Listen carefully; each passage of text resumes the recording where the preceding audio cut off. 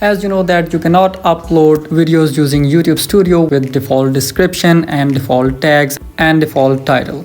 So without wasting time, let's directly get to the point that how you can upload your videos on YouTube with default settings.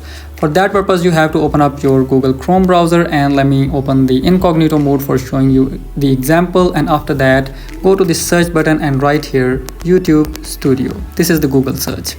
And after that, when the results appear up, you have to go into the very first website which appears up, which says YouTube Studio. When you tap on it, it will ask you for your channel's login. Just like this one here. Let me first log in my YouTube channel here. After entering your email address and password, you should be redirected to this page. If you press continue to studio, then main YouTube Studio interface will appear up. Just like this one. And if your interface differs from me, then you have to tap on these three dots available at the bottom right corner of the screen. After that, scroll down, and here you get an option request desktop site. So tap on it, and after that, your channel's main interface should look exactly like me.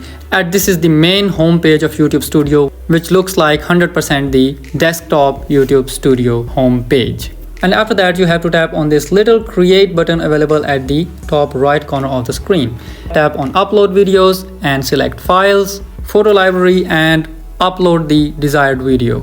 Press the add button and it will start uploading. Now when you upload the videos, they will be uploading with all the default settings. For example, this is my default description, and if I go into tags, and I have not added any default tags. Just continue this process, and finally in the visibility, when you press the unlisted or public or any type of visibility you want, just save all the changes, and after that, when you will open YouTube Studio, that uploaded video will hold all the desired default settings, even in the mobile app of YouTube Studio. Now if you want me as your video editor or content creator or voiceover artist, you can just contact me on my Instagram account.